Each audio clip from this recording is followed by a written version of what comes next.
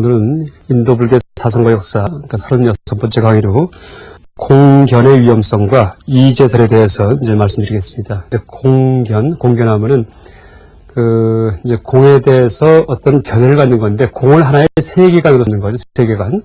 그래서 제가 지난 시간 얘기 드렸듯이, 공은 세계관이 아니고, 구사론이든지, 혹은 나중에 식불교 같은 경우는 이게 하나의 세계관일 수가 있어요. 그 체계를 이해해야지만 우리가 그 사항을 이제 올바로 이해했다 얘기할 수가 있는데, 공은 세계관이 아니고 하나의 도구 같은 거예요, 도구예요. 그래서 테크닉 같은 거고요. 그래서 근데 그 테크닉 같은 거를 통해서 나온 사상을, 그 내용들을 자기 인생관으로 삼을 경우에는 아주 위험한 그런 경지에 처할 수가 있다라고 얘기를 하죠. 그래서 이제 공사상을 좀 다르게 또 비유한다면은 마치 빨래비누와 같다 이렇게 얘기했습니다. 빨래비누. 그래서 이제 그 비누로 우리가 이제 빨래를 할 때 더러운 그 오물이 있는 빨래를 갖다 세탁할 경우에 비누칠을 해가지고 빨게 되겠죠. 그럼 빨래가 세탁이 돼갖고 아주 깨끗해지겠죠. 근데 그 다음에 어떻게 합니까? 그 깨끗해진 것을 말려서 그냥 입고 다니면은 비누 냄새가 펄펄 나요. 이게 바로 공견입니다, 공견. 그러니까 공을 항상 마음에 염두에 두고 사는 거죠. 그래서 실제 빨래가 올바랐다는 얘기는 어떻게 되냐 하면은 비누로 빨래를 한 다음에 나중에 비누기조차도 나중에 다시 맑은 물로 헹구려야 돼요. 그런 다음에 말려서 입고 다녀야지 이렇게 빨래가 제대로 된 거죠. 그래서 나중에 공도 역시 공하다, 공도 역시 버려라 할 경우에 이것이 이제 그 빨래비누로 이제 빠른 그런 그 오염된 헝겊을 나중에 빨래비누기가 다 빠져나가게끔 다시 물로 헹구는 그런 작업을 해라라는 이제 그런 의미의 이유가 있겠죠. 그래서 이 공견의 위험성에 대해서 이제 오늘 얘기 드릴 텐데, 제가 이 중간 논리에서는 개념도 비판하고 판단도 비판하고 추론도 비판한다. 그러니까 논리학에서 얘기하는 그런 세 가지 3단계의 그 어떤 사고방식, 이걸 다 비판한다 이렇게 얘기 드렸는데, 개념 비판과 판단 비판은 제가 상세히 얘기 드렸고요. 그 다음에 추론 비판은 먼저 그 어떤 그 내과 의사 그의 논리학에 이렇게 해서 조금 소개만 드렸는데, 중론에는 이 추론 비판에 대해서 이제 뭐라고 얘기를 하고 있냐면은 이 관사제품의 추론에 대한 비판이 이제 등장하는데, 제가 좀 읽어보겠습니다. 일단 상대방이, 그러니까 적대자가 중론을 인정하지 않는, 용수포설의 공사상을 인정하지 않는, 공연을 인정하지 않는 적대자가 공사상을 비판하면서 공격을 해요. 어떻게 공격하냐 하면은, 아니 이체가 모두 공하다면 생도 없고 멸도 없다. 그렇죠? 무생무멸이에요. 그러면은 사성제도 없다. 사성제. 사성제는 고진멸도가 사성제인데, 자, 집이 있기 때문에 고가 생활이었죠. 그다음에 집을 멸하면은 고도 멸이에요. 생멸이 있어야지만 사성제 교법이 이제 가능해요. 그런데 생멸이 없고 모든 게 공하다 하면은 사성제도 없어져 버리고, 또 사성제가 없으면은 이제 거기에 대한 수행도 없어 버리고, 수행도 없으면은 뭐 아라한 같은 그런 그 수행을 통해 얻은 성자들, 이제 그 수행을 통해서 이룩되는 그런 성자의 경지도 없어지고, 성자가 없어지니까 어떻게 돼요? 이제 삼보가 다 파괴돼버리죠. 그러니까 저도 파괴되고 부처님도 없은 삼보가 다 파괴된다. 그래서 공사상은 불교를 비방하는 사상이다. 이렇게 공격합니다. 근데 거기에 대한 이 용수보살의 답변이 이제 그걸 거꾸로 얘기합니다. 추론 비판인데, 이제 상대방이 내세운 추론식은 이런 거예요. 일단 주장. 그러니까 추론식에서, 인도불교에서는 추론식에서 그 주장을 묻습니다. 주장은,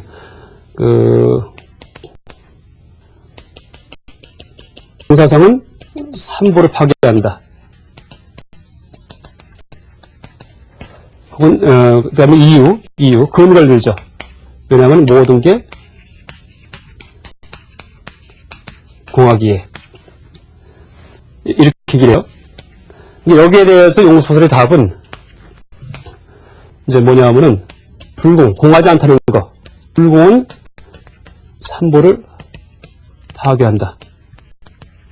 모든 것이 공하지 않기에. 이렇게 얘기합니다. 공하기에, 공하지 않기에. 그 다음에 불공사상. 반대로 얘기하죠.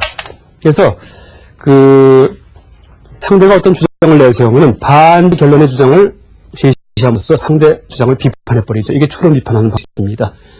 그래서 무슨 의미냐 하면은, 그러니까 전체 의미는, 그러니까 모든 게 공하다 하면은 뭐 생도 없고 멸도 없어 사성제가 성립하지 않고, 사성제가 없으면은 사과, 아라한도 없어지고, 삼보도 다 없어진다 이렇게 얘기를 하니까, 모든 게 공하지 않다면, 실체가 있다면은 사성제가 성립하지 않는다 이렇게 얘기하는 거예요. 왜냐하면은 호진멸도가 바로 사성제의 어떤 그 가르침인데, 고호진멸도. 고호진멸도가 다 시차가 있다면 그건 절대 끊을 수가 없어야 되겠죠. 고가 멸할 수가 없으니까. 고통받는 중생은 항상 고통받는 중생이어야지 부처가 될 수가 없어요. 번뇌는 절대 끊을 수가 없어요. 다 시차가 있으니까. 공하지 않기 때문에. 이렇게 얘기하는 거예요. 공하다면 이제 이 사성제가 부정된 자라고 얘기를 하니까, 공하지 않다면, 반대로 공하지 않다면 거꾸로 사성제가 부정되지 않냐, 이렇게 얘기하는 거죠. 이제 이렇게 반대 결론이 나오는 그런 그 동등한 타당성을 갖는 추론식을 제시함으로써 이 상대의 추리를 비판하는 것이 추론 비판 방식이죠. 어쨌든 지금 이 적대자가 용수호사를 향해서 어떤 퍼본 공격, 이 내용은 약간 불교 경전에서 아주 도처에 등장합니다. 그러니까 회쟁론에서도 이제 먼저 나왔던 얘기 있었죠. 모든 게 공하다면은, 공하다는 그 가르침조차도 공하니까 자기 모습에 빠진 그런 사상 아니냐, 이렇게 얘기를 하기도 하고요. 지금 여기에서는 모든 게 공하다면 사성제도 다 파괴되고, 또 어떻게 되겠어요? 그 인과응보도 파괴될 거예요. 인과응보도 없고, 일체가 다 없으니까. 그래서 이제 여기에 대해서 어떻게 또 이제 해명을 해주냐 하면은,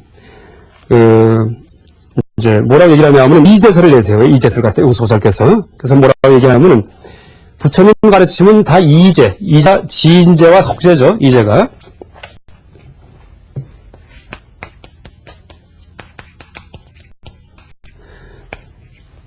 인제와 지인제.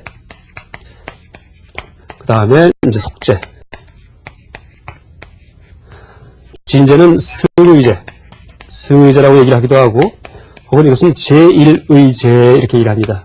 그러니까 범어로 다 파라마르타 사티아라는 그런 말을 번역하죠. 다 같은 의미입니다. 이것은 속제는 삼브리 사티아, 삼브리띠는 덮여있다는 얘기죠. 덮여있다, 문명에 덮여있다. 이것은 세속제. 그래서 부처님 가르침은 그 세속제, 일반 상식, 일반 사람들의 분별에 입각한 가르침이 있고, 분별을 깨버리는 가르침이 있다, 이렇게 얘기하는 겁니다. 분별을 깨버리는 가르침이 공사성 같은 거고요. 분별이 입각한 가르침이 뭐냐 하면은, 이제, 기호를 지켜라. 그 다음에 삼보가 있다. 그 다음에 부처와 중생은 다르다. 이제 중생은 성불하게 노력하라든지, 이런 것들이 다 분별이 입각한 속죄적인 가르침이다. 라고 얘기할 수 있죠. 그래서, 이 모든 걸 해체시키는 가르침은 지인제고, 그 다음에 분별이 입각한 가르침은 속죄이기 때문에, 이 둘을 구분할 줄 알아야지만, 이 공사상을 올바로 알았다라고 이제 이 용수보살께서 얘기를 하는 거죠. 그래서 이제 지인제만 알고, 이제 이것은 나중에 후대의 길장스님이든지 중국 3년종에 이분들이 하는 말씀인데, 지인제만 알고 속죄를 모를 경우, 또 속죄만 알고 진제를 모를 경우, 이 두 가지가 다 문제가 된다. 그러니까 이제를 둘 다 균등하게 알아야지만, 이래야지만 그 공을 올바로 알았다라고 이제 얘기할 수 있다라고 말을 합니다. 왜냐하면은 진제만 알 경우에, 해체시키는 것만 알 경우에, 이때는 바로 이게 공견이에요, 공견. 다른 말로, 악취공에 빠진다.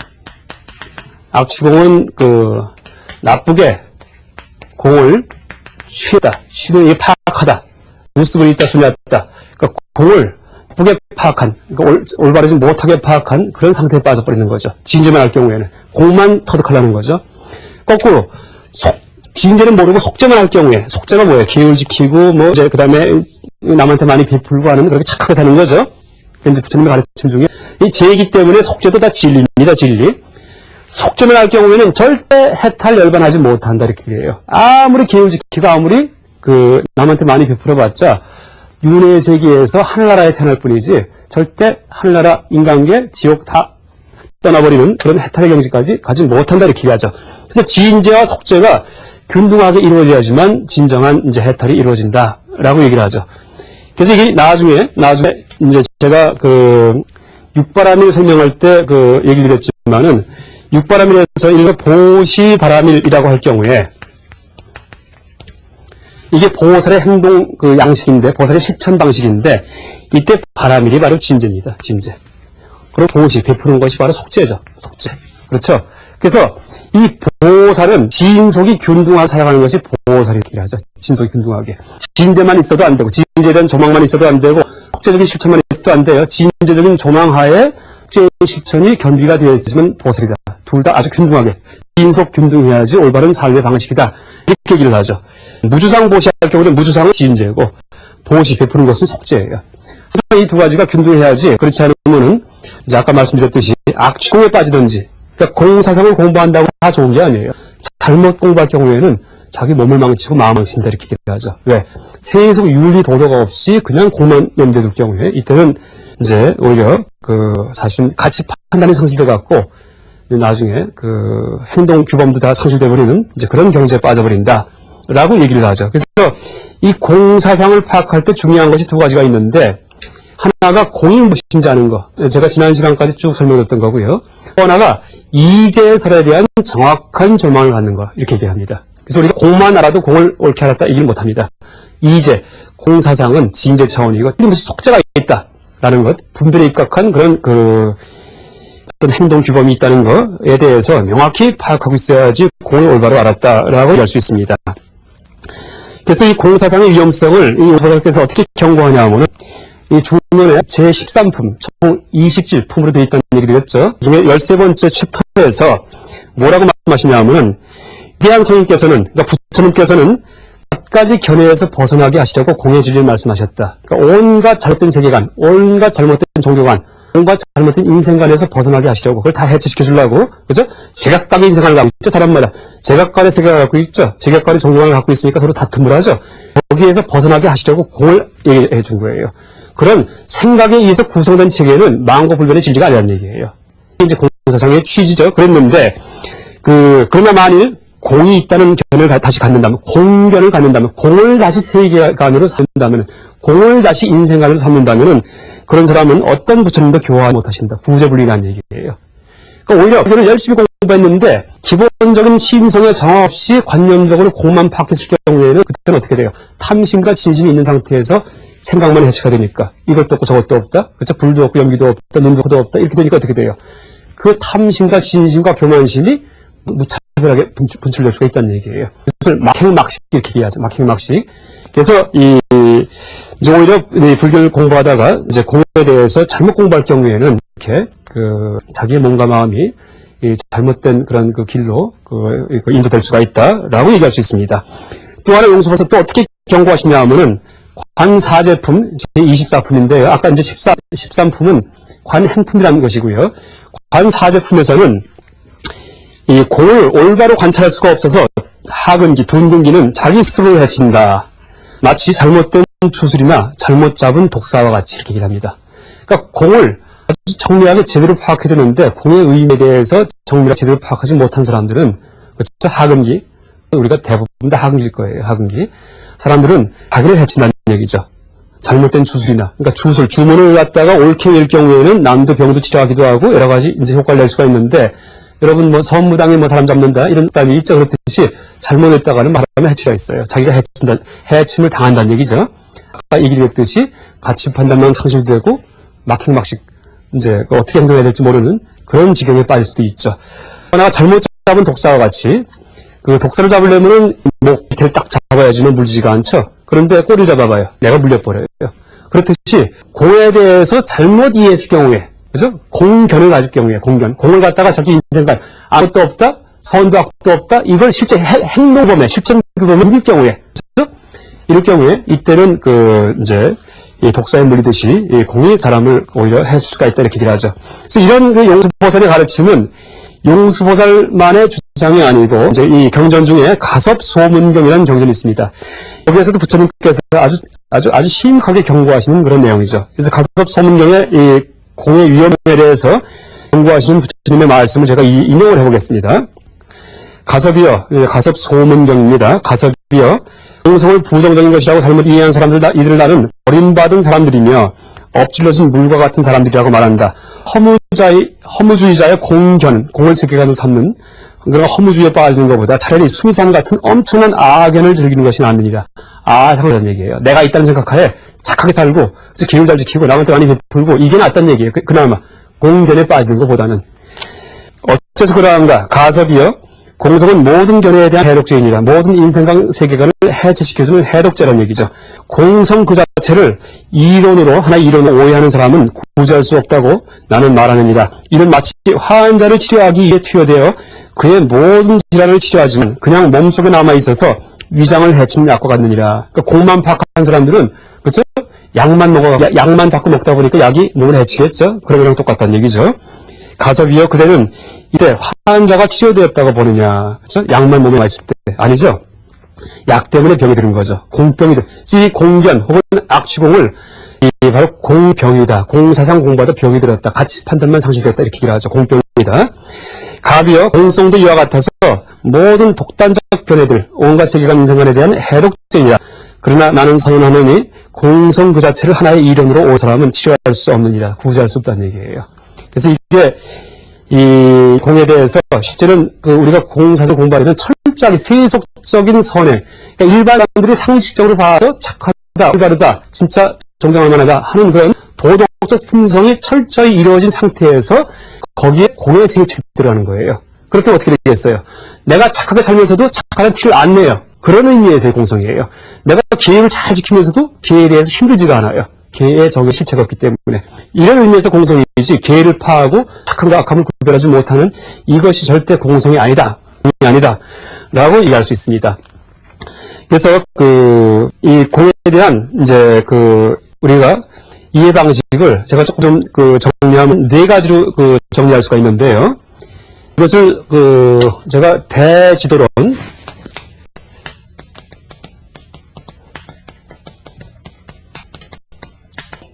용수보살께서 쓰신 논소가 이제 여러 가지가 있는데 그 중에 대지도론이라는 것이 있습니다. 지자는 지혜할 때 지자죠. 이게 바로 지혜가 반야죠, 반야. 도는 도피안할 때, 도피안이 뭐예요? 반야 바람일다 할 때, 육바람일이죠. 바람일다예요. 바람일다의 의역어죠. 뜻으로 번역한 거죠. 이것은 우빠데샤. 우빠데샤는 이거 가르침이라는 뜻이에요. 가르침.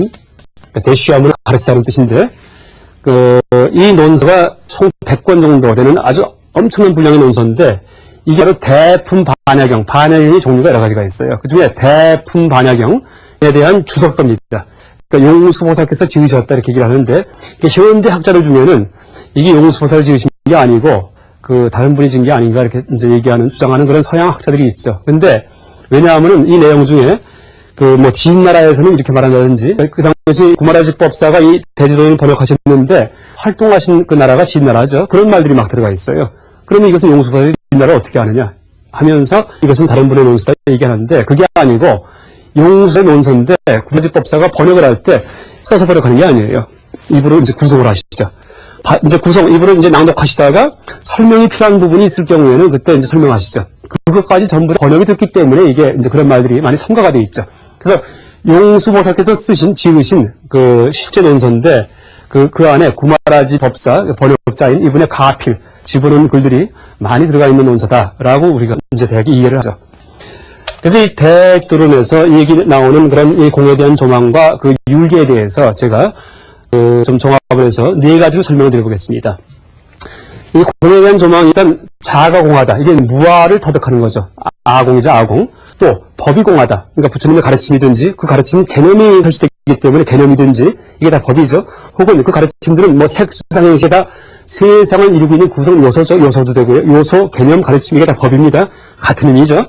그래서 법공, 그걸 법공이라는 얘기를 해요. 법공. 그래서 아공, 법공 이렇게 얘기를 하는데 이 첫 번째가 아유, 법유 적인 세계관을 갖고서 이제 어떤 윤리를 행하는 도덕적인 행동을 하는 사람들이 있고요. 또 하나가 아공, 법유. 다른 하나가 아공, 법공. 다른 하나가 아유, 법공. 그러니까 아공, 법공을 아유, 법유를 갖다가 네 가지로 그냥 한번 제가 이제 배분해 본 거예요. 근데 이 가르침, 이런 식의 생활 방식에 대한 어떤 조망이 이 대지도론에 흩어져서 다 등장합니다. 아유, 법유는 뭡니까? 아유, 법유. 내가 세상을 살 때 내가 있다는 생각이에요. 내가 있다. 철저한 개인적인 자아관이 있어요. 그 다음에 법유는 내가 하는 행동, 배품도 있고 계율 지킨 것도 있다는 얘기예요. 철저히 세속 내에서 아를 갖고, 자아를 갖고서 착하게 사는 사람들이 바로 아유, 법유라는 세계관 하에서 세상을 사는 사람들이죠. 근데 이런 사람들은 어떻게 되겠어요? 착하게 살아도 절대 해탈하지 못해요. 무아도 모르고 법공도 모르기 때문에 윤회 세계 속에서 그냥 향상만 할 뿐이에요. 향상만. 그러니까 하늘나라만 태어날 뿐이죠. 해탈은 못하죠. 그 다음에 이제 두 번째가 아공법유인데 이건 누구냐 하면은 무아는 아지만은 법을 있는 줄 알아요. 무아. 그래서 이것은 사실은 소승불교다 이렇게 얘기를 할 수 있습니다. 그러니까 무아는 터득했어요. 소승불교에서는 이제 보통 아공법과 소승불교다 얘기하죠. 전통적으로. 물론 원래 소승에서도 아공법을 다 알았어요. 근데 잘못된 소승교도 일 경우에 아공법이 이렇게 얘기할 수 있습니다. 그러니까 계율도 철저하게 계율이나 보시 같은 게 다 법입니다. 법. 이런 개념들, 혹은 행동 방침들 이게 다 실체가 있어요. 그 계율도 정해진 상이 있어요. 대신 그렇지만 나는 없어요. 나는 없어요. 무아는 자꾸 추구하지만은 그렇지만 그 어떤 내 행동 규범이든지 이런 것들은 다 쉽지 않은 거예요. 그래서 지금도 남방불교에 가면은 철저하게 그 스님들께서 계율을 잘 지키시죠. 그런데 이 율장에 보면은 담배 피지 말라 이런 항목이 있기 때문에 이제 간혹 가다가 담배는 계에 어긋나지 않는다 하고 담배 대시는 그런 스님들이 계시다는 얘기하죠. 이건 법유라는 사고방식이에요. 형식적인 윤리예요. 형식적인 윤리. 그죠? 윤리적인 하지만은 그 형식을 너무 중시하는 그런 윤리예요. 또 하나가 이제 뭐가 있냐면은 아공법공인데 아공법공 이것은 나도 공하고 법도 공하다 이런 얘기죠. 그러니까 무아도 철저히 터득이 되어 있고 그다음에 내가 많은 그런 도시지계 같은 혹은 뭐 나를 이루고 있는 구성요소 이게 모두 다 공하다는 그런 조망 하에서 행동하는 거죠. 이게 바로 대승보살이죠. 대승보살. 그리고 이런 이제 그 조망 하에서의 행동이 바로 육바라밀 행위다라고 얘기할 수 있습니다. 육바라밀은 아상도 없기 때문에 동체 대비심이 충만되어 있는 그 보살의 행동인데 그 또 아상도 없지만은 법에 대한 관념도 이제 제가 있어요. 그래서 내가 행동을 하더라도 베풀더라도 그 베품을 받는 사람도 없고 베품도 없다. 그 실체가 공하다. 라는 자각하에서 베푸는 것이 바로 아공법공적인 이제 그런 그 보시행이다라고 얘기할 수가 있죠. 그럼 마지막에 이제 이게 문제가 되는데 아유법공을 또 하나 설정할 수가 있어요. 그래서 아유법공, 법공 모든 관념과 개념과 이런 가르침에 대한 그 집착은 다 해체가 됐어요. 그런데 정서적인 훈련이 안 되어 있기 때문에 아상은 그냥 남아 있어요. 그러니까 아상이 있으면 무슨 일이 벌어집니까? 탐욕도 부리고 그 다음에 뭘 이제 그 해기도 하고 화를 낼 수도 있고 또 하나가 교만하게 돼요. 잘난 척할 수 있죠. 그러니까 이런 상태에서 관념만 들었으니까 어떻게 돼요? 사실 여기에 나오는 증상이 그 사실 막행막식이다라고 얘기할 수 있죠.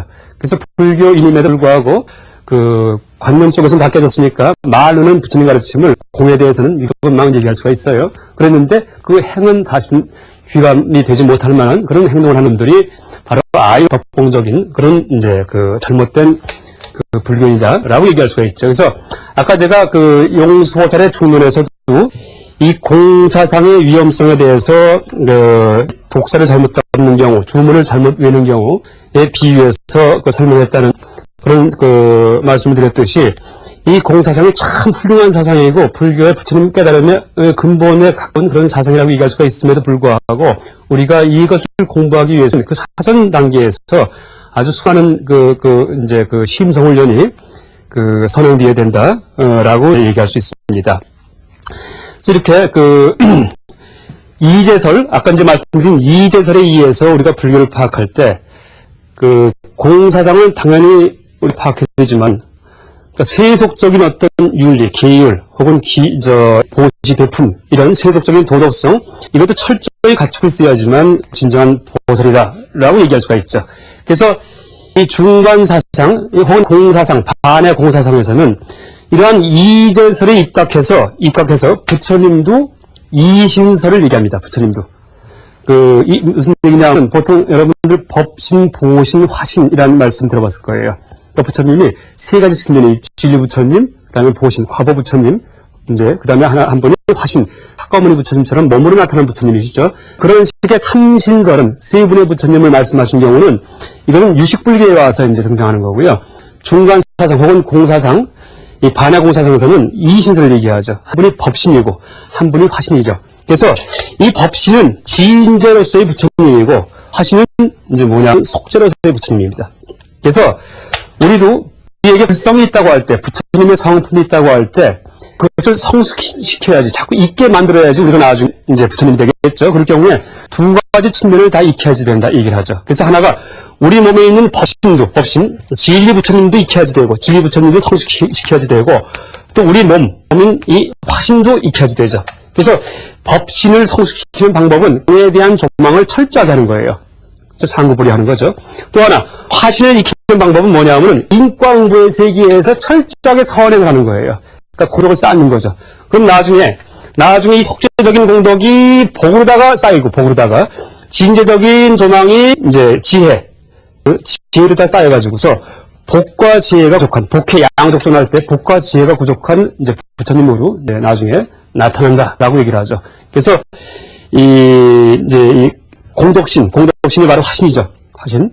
인과응보 속에서 철저히 윤리적으로 살고, 그 다음에 남을 위해 살고 하는 하화중생을 하고, 그 다음에 이 진리, 진재의 세계에서 철저하게 공성에 대한 소망을 연구한 상구불의의 삶을 사는 그런 양측면이 나중에 신과 화신으로 귀결된다라고 얘기할 수 있습니다.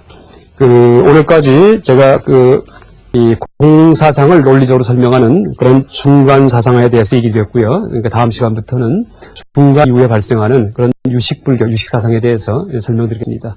감사합니다.